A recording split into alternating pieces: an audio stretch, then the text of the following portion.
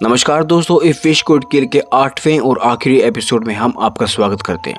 दोस्तों, ये एपिसोड इस सीरीज़ का आखिरी एपिसोड है। अगर इससे पहले के एपिसोड आपने नहीं देखे हैं तो हम आपको सजेस्ट करते हैं कि पहले आपको वो देखने होंगे ताकि आप इसको आराम से समझ सकें। अब चलिए शुरू करते हैं। पिछले एपिसोड में हमने देखा था कि सिया पोजेस्ड हो जाती है और हाजून हड़बड़ाहट में कुछ भी नहीं कर पा रहा होता है। तभी सिया के पास हाजून की बहन का कॉल आता है और वो जियानवू को कहती है कि वो सिया को उसके पास लेकर आए, मगर सिया जियानवू को कहती है कि आत्मा बोल रही है तुम मोबाइल को कट कर दो। तभी सीन कट हो जाता है और सिया स्कूल में जागती है जहाँ पर नरी, हाजून और जियानवू भी होते हैं।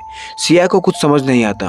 तभी जियानवू उसे कहता है कि सब ठीक हो चुका है, तुम काफ़ी समय से बेहोश थी। जियानवू कहता है कि सब ठीक हो गया है, ऐप भी डिलीट हो गई है। सिया भी कहीं ना कहीं इसे एक्सेप्ट कर लेती है, मगर सिया स्कूल में कुछ अनयूजुअल नोटिस करती है और जैसे ही वो खिड़की खोलकर बाहर देखती है वो समझ जाती है कि वो दूसरी दुनिया में, यानी कि वो शापित दुनिया में है। इसके बाद सीन शिफ्ट होता है और दिखाया जाता है कि जियानवू सिया को लेकर हाजून की बहन के पास पहुंच जाता है और सिया शैतानी दुनिया में नरी से लड़ रही होती है। वहीं सिया के अंदर जो आत्मा होती है वो जियानवू को बहुत परेशान कर रही होती है ताकि वो हाजून की बहन के पास ना पहुंच सके, मगर जियानवू हिम्मत करके वहां सिया को लेकर पहुंच जाता है। हाजून की बहन सिया के हाथ से उस मोबाइल को लेकर उसे नष्ट कर देती है, मगर सिया ठीक नहीं होती और वो समझ जाती है कि ये वो मोबाइल नहीं है जिसकी वजह से श्राप शुरू हुआ था।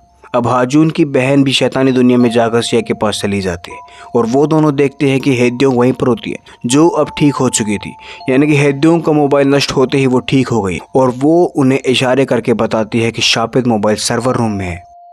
अब हाजून की बहन अपनी शक्ति से हेद्योंग का रूप ले लेती है और सिया को मोबाइल ढूंढने के लिए भेज देती है और शिबोन को अपनी बातों में लगा देती है।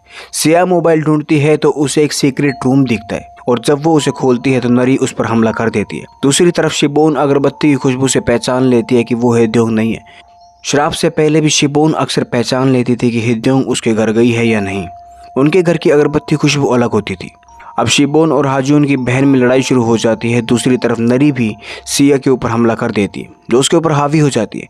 सिया नरी को समझाने की बहुत कोशिश करती है मगर नरी उस पर हमला कर देती है जिससे वो बहुत जख्मी हो जाती है। मगर अब सिया को गुस्सा आ जाता है और वो नरी को मार मार कर बेहोश कर देती है और रूम के अंदर पहुंच जाती है। वहाँ पर वो देखती है कि शिबोन ने अपनी डेट ऑफ बर्थ और नाम लिखकर इच्छा मांगी थी जिससे ऐप शापित हो गई थी और वहीं पर सिया को मोबाइल भी मिलता है जिसे लेकर वो हाजून की बहन के पास चली जाती है और हाजून की बहन के पास जो आखिरी तीर होता है वो मोबाइल पर मारती है मगर वो निशाने से चूक जाता है। मगर सिया उस तीर को निकालकर मोबाइल को तोड़ देती है और वो शापित दुनिया से बाहर आ जाते हैं और इसके बाद वो डिवाइन सांप आता है जो हाजून की बहन को हील करने लगता है। आखिरी सीन में दिखाया जाता है कि सभी नरी और हियानवू की आत्मा की शांति के लिए प्रार्थना कर रहे होते हैं। वहीं पर देखते हैं कि हाजून का जीजा अपने चश्मे को हटाकर दरवाजे के बाहर देखता है जहाँ पर कोई नहीं होता, लेकिन हमें पता है कि अब वो अपनी आंख से बुरी शक्तियों को देख सकते हैं, यानी कि सीजन 2 की आने की पूरी संभावना है। पोस्ट क्रेडिट सीन में दिखाया जाता है कि वो लड़का जिसने हियानवू को ऐप का लिंक दिया था वो स्कूल में नरी के मोबाइल को ढूंढ लेता है और वो उसे ऑन भी कर लेता है और फिर से ऐप को शुरू कर देता है। यहाँ पर एक बात और नोटिस करने वाली होती है, ये सब करने के लिए उसे कोई इंस्ट्रक्शन दे रहा होता है। कोई अनजान शख्स ऑनलाइन चैट के जरिए उसे नरी के मोबाइल का पासवर्ड बताता है और यहीं पे ये सीरीज़ ख़त्म हो जाती है। दोस्तों, उम्मीद करते हैं आपको ये सीरीज़ पसंद आई होगी।